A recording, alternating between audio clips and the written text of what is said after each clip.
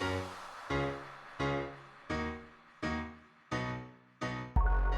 Scrappy Peeps, Suzanna here today for the Scraproom to share with you a layout I created using one of the Flavors of the Month kits from the May kits. I am using Simple Stories, Oh Happy Day, and that I just showed you was the completed layout that I created. So this is kind of a grid-based layout, a loose grid, I would say.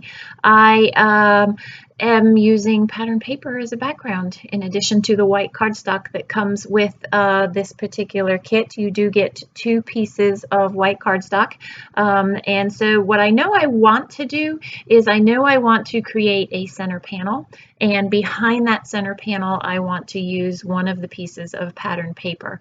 My original intent was that I was going to use that black sort of starry night that you see back there. I think it's stars. That's what I was going to use as my background, and I was going to use this blue to pop the white of the center panel there. But you can see that I deviate largely from that plan, and so I ultimately end up using so originally I was going to use the whole piece of paper, and then I thought, well, I kind of like it as just a panel that divides, and I really liked it on that diagonal stripe there. And I liked the way that it popped both the paper as well as that center panel, which is going to contain all of the essential stuff, the title, the photos, and the journaling. And I liked the way that using this sticker, it is a 12 by 12 sticker from the stickers are so that whole sheet of stickers there is from the embellishment add-on, and so I liked the way that black, what would have been 12 by 12, only I only used it 7 wide because that was the width of that panel. I like the way that it tied together that horizontal strip in the background along with that strip there. So it kind of, in my mind, it created as a design principle some completeness to the layout there.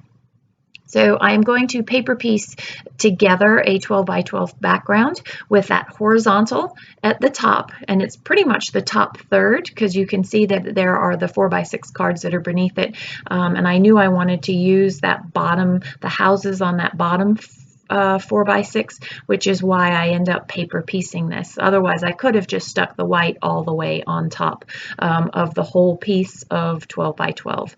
So I just have a piece of 12 by 12 pattern paper in the background that gives me my 12 by 12 dimension so that I can adhere everything together. I could have stitched across either on top of the bottom of the horizontal, or I could have stitched the white.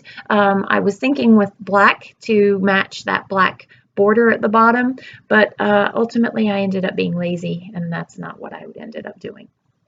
So I'm going to adhere the piece of white to that background there, and I just like the way that it gives a little bit of a border and it makes the whole thing pop. Otherwise those white edges would have gotten lost melding into the white background as well as the horizontal stripes there.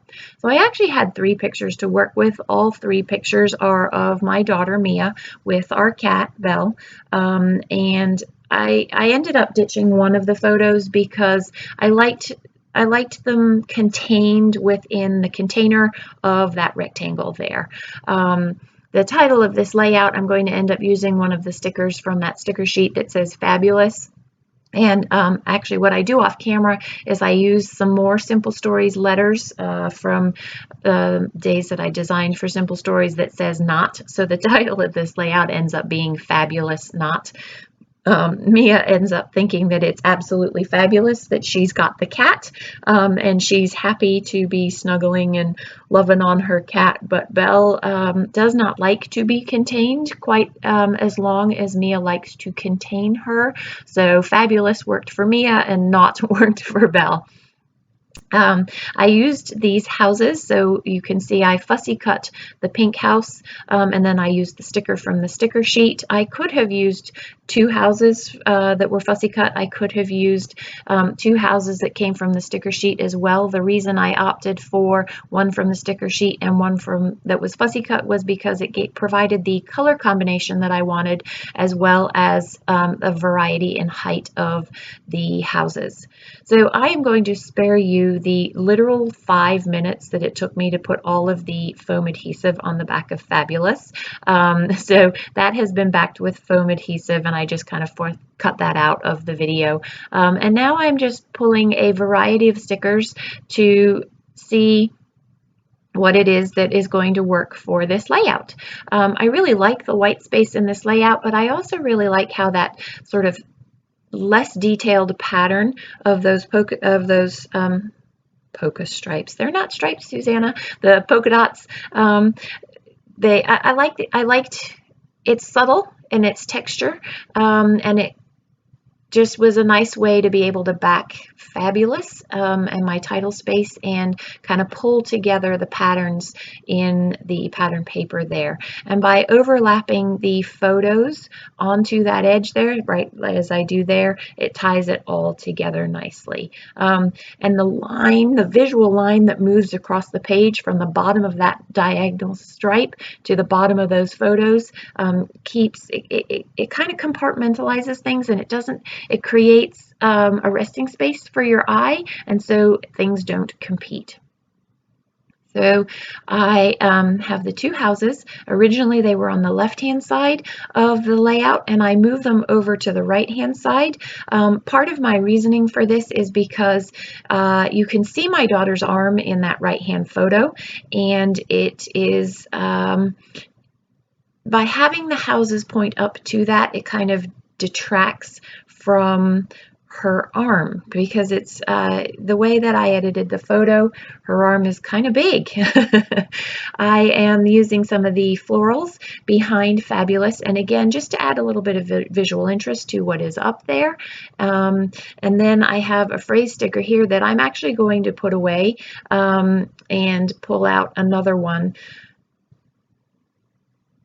And where I actually stick it here, it also gets put away and gets moved as well, largely because I'm going to put a different element in, and I feel like it is very heavily weighted on that right-hand side, and I want something on that left-hand side to even things out there.